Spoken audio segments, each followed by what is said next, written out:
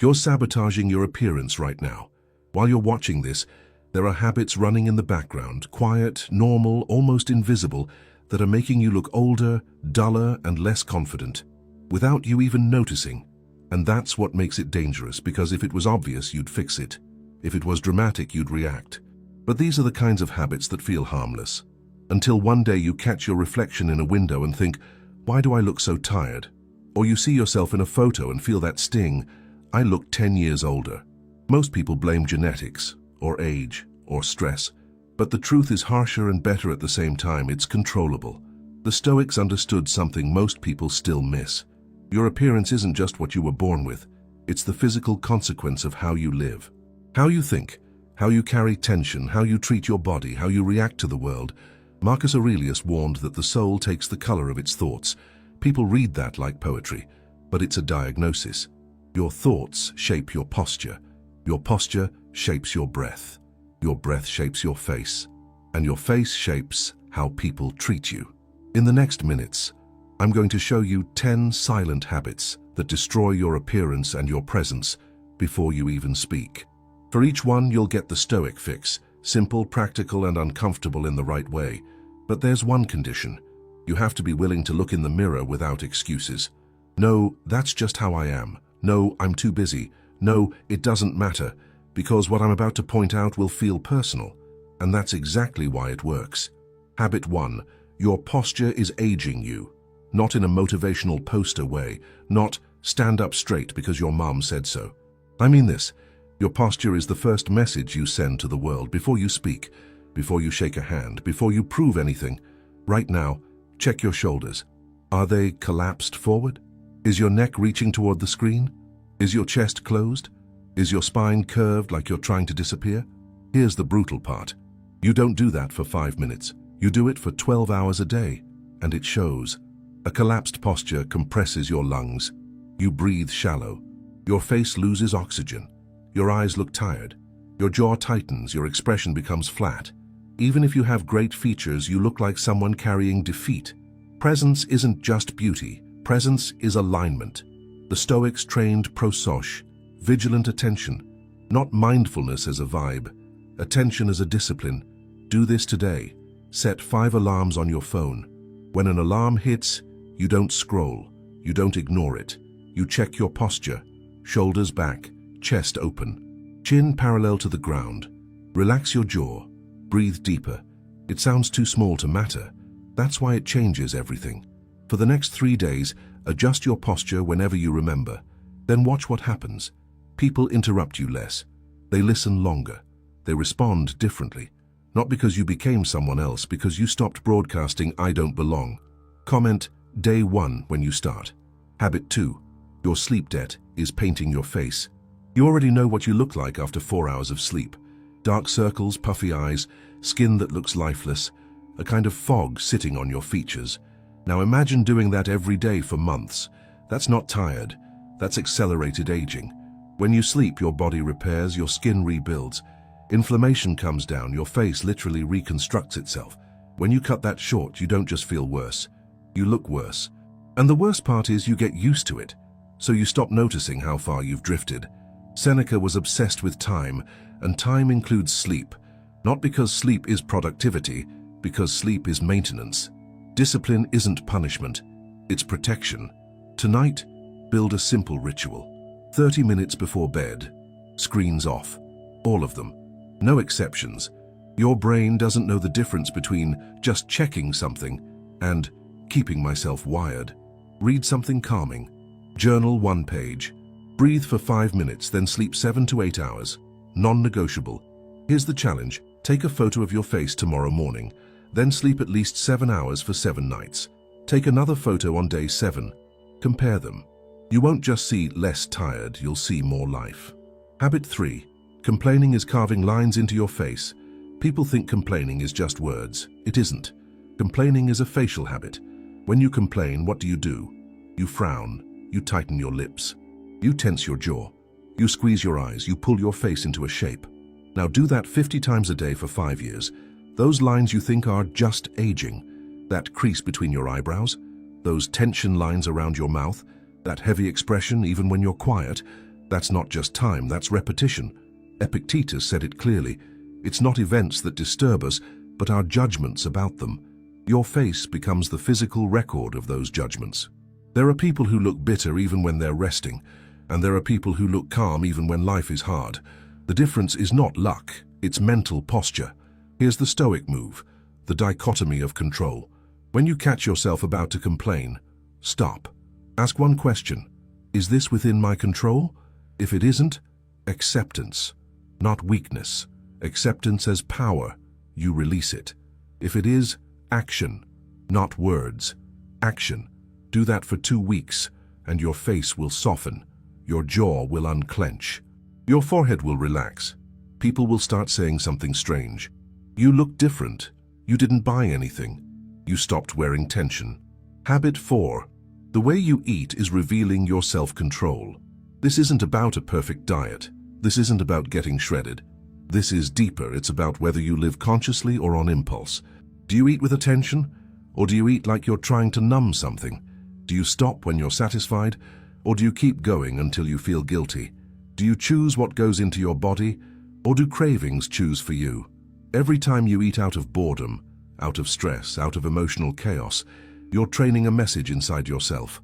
I don't control me. And that message leaks into your appearance. It leaks into your posture, your energy, your eyes, your skin, your presence. The Stoics called it temperance, not because pleasure is evil, because slavery is. Marcus Aurelius asked himself whether he was master of himself or a servant of desire. That question still cuts. Here's your practice. 1 meal per day with full attention. No phone, no screen, no distractions. Eat slower. Chew more. Stop when you're satisfied, not stuffed. Do that for 5 days, and you'll notice something subtle but powerful. You carry yourself differently because you're practicing self-command. Habit 5. Your relationship with social media is tightening your face. Everyone knows social media can be bad. This is more precise. Scrolling is training an expression. Think about what your face does when you're comparing, when you're watching someone's highlight reel and measuring your real life against it. When you see bodies, lifestyles, money, relationships, and you feel that quiet pressure, your brow tightens, your jaw clenches, your eyes narrow, your mouth hardens. Now imagine doing that 2 or 3 hours a day. You develop a chronic micro-expression, dissatisfaction. Even when your life is fine, you look like someone who can't enjoy it, like someone who's never fully present. The Stoics said to live according to nature. In modern terms, stop living according to the feed. Start living according to reality. You're comparing your unedited life to someone else's edited performance. That game cannot be won. Here's the fix. You don't need to delete everything. You need to control the relationship. Do a daily digital fast. 1 hour per day with 0 social media. Phone away, not just checking, away. During that hour, take a walk. Sit outside, read, train, talk to someone, do something real. Then notice something shocking. Your face relaxes. Your eyes come back. Your expression becomes warmer. You look more grounded. If you've gotten value so far, do this now. Hit the like button. It's 1 click, and it tells the algorithm to push this to people who need it. And if you want more Stoic training applied to real life, subscribe to Stoic Spring, because building this habit will improve your life by protecting your inner peace and growing real maturity. Habit 6. Your body language is quietly asking for permission. Posture is one piece. Body language is the full broadcast. How you enter a room, how you move, how you gesture, how you hold eye contact, how you occupy space. There's a difference between someone who is noticed and someone who is invisible. Most people assume it's looks. It's not. It's presence. You might be doing these without realizing, avoiding eye contact, shrinking your gestures, keeping your arms tight, taking small hesitant steps, speaking while your body apologizes. Every micro-signal says, "I'm not sure I belong," and people respond to that unconsciously. Epictetus taught self-mastery, not dominance over others, mastery over yourself. Here's your training for 3 days. Eye contact that's calm, not aggressive. When you speak, use slower, clearer gestures. Walk like you have a reason to be there. Stand still when you listen instead of fidgeting. Occupy space without guilt. You're not acting. You're removing the habit of shrinking. Habit 7. Your anxious micro-movements are destroying your magnetism. This is common, and it's brutal. Biting your nails, touching your face repeatedly, playing with your hair, bouncing your leg, clicking a pen, rubbing your hands, adjusting your clothes non-stop. Small movements, big message. They communicate instability, insecurity, lack of control. And here's the trap. They also generate more anxiety. You fidget because you're anxious, and you become more anxious because you're fidgeting. It's a loop. The Stoic solution is awareness plus choice. Marcus Aurelius wrote that you have power over your mind. That starts with noticing. When you catch a micro-movement, don't shame yourself. Don't panic. Just interrupt. Stop. Take 3 slow breaths. Put your hands in a neutral position. Relax your shoulders. Feel your feet on the ground. For the next 7 days, every time you notice a fidget, replace it with 1 deep breath. You'll look calmer, and you'll become calmer. Habit 8. You're dehydrated and it shows. Most people think they drink enough water. Most people are wrong. Dehydration shows up as dry skin, dull eyes, deeper under-eye shadows, cracked lips, and a kind of tiredness that sits on your face. You can have a good skincare routine and still look drained if your body is underwatered. The Stoics understood this.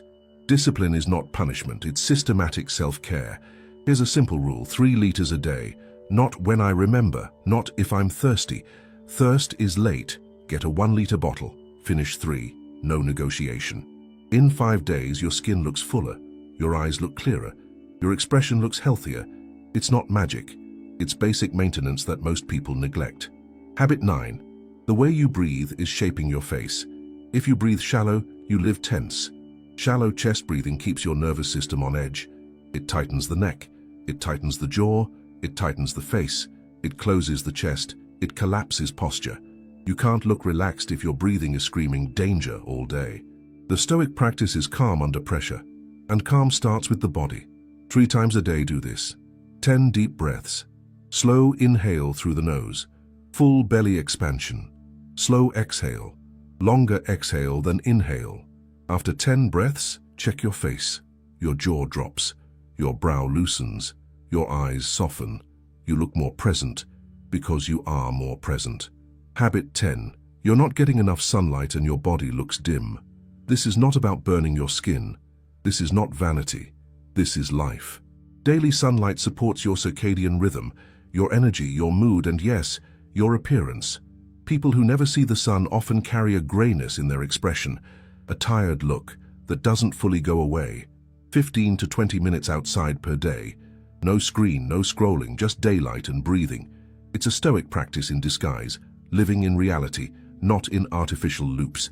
Now listen carefully. None of these are glamorous. That's why they work. And I'm not talking from theory. There was a time in my life when I avoided cameras. Social events felt like torture. I'd look in the mirror and see someone dull, exhausted, defeated, and I didn't understand why. I slept 4 or 5 hours. I spent hours scrolling and comparing. I complained like it was normal. I ate on autopilot. I carried anxiety in my body all day, and my face became the proof. Then I lost an opportunity. Someone said, "You look like you have no energy." It hurt because it was true. And that pain forced honesty. I found Stoicism and realized something simple. Your life becomes your face. Your habits become your presence. So I ran an experiment. 30 days. Not perfection, discipline. The first days felt uncomfortable, like I was exposed, like I couldn't hide behind excuses anymore. But then things changed. People started saying, "Did you change something?" In 60 days, I recognized myself again, not because I became perfect, because I became aware, and then I chose differently. And you can do the same. Not tomorrow, not Monday, now. Here's your 30-day system. Week 1, awareness. 5 alarms a day for posture checks. 7 hours of sleep minimum. 1 hour daily without social media. A morning face photo on day 1. Week 2, replacement. Replace 1 complaint per day with a neutral observation and an action. 1 mindful meal per day. 10 deep breaths, 3 times a day. Calm eye contact in every conversation. Week 3, integration. Keep everything. Add 15 minutes of sunlight daily. 3 liters of water daily. Catch anxious micro-movements and replace them with a breath. Week 4. Mastery. Stop thinking of it as habits and start thinking of it as identity. Document changes. Compare your day 1 photo with your day 30 photo. And I want one thing from you. Comment day 1 when you start. Then come back every 7 days and comment week 1, week 2, week 3, week 4. If enough people do it, I'll make a results video and analyze what changed and why. Not motivation, evidence. Now let's recap. 10 silent habits that destroy your appearance without you noticing. Posture, sleep, complaining, eating on impulse, social media tension, weak body language, anxious micro-movements, dehydration, shallow breathing, and lack of sunlight. But this isn't really about looking good. It's about self-respect. The Stoics taught that every day you choose consciousness or autopilot. Control what you can or waste your life on what you can't. Become sharper or become softer. Become present or become numb. Marcus Aurelius wrote that you have power over your mind, not external events. Realize this and you'll find strength. You don't control your genetics. You don't control your age. You don't control what everyone thinks. But you control these 10 habits, and it won't be easy at first. You'll forget. You'll slip. You'll feel weird. You'll want to quit. That's where the difference is made, between the person who changes and the person who just consumes videos. Because knowledge without action is entertainment. And you didn't spend these minutes just to be entertained. You felt something here because part of you knows you can be more. Look more alive, carry more presence, live with more clarity. So here's what you do now. Step 1. Like this video. Make it real. Step 2. Comment. Day 1. That's your public commitment. Step 3. Choose one habit to start today, just one, the one that hit you hardest. Step 4. Set a reminder on your phone right now to practice it today. And if this helped you in a real way, subscribe to Stoic Spring and turn on notifications, because building this habit will improve your life by protecting your inner peace and growing true maturity one day at a time. Next week, I'm going to show you 7 Stoic morning practices that powerful people use but rarely admit. Simple routines that can change the way you wake up, the way you think, and the way you show up to the world. Before you go, remember this. Stoicism isn't about perfection. It's about progress. Be kind to yourself in the process, but be relentless with the commitment. Start now. Comment day 1, and I'll see you in the next video.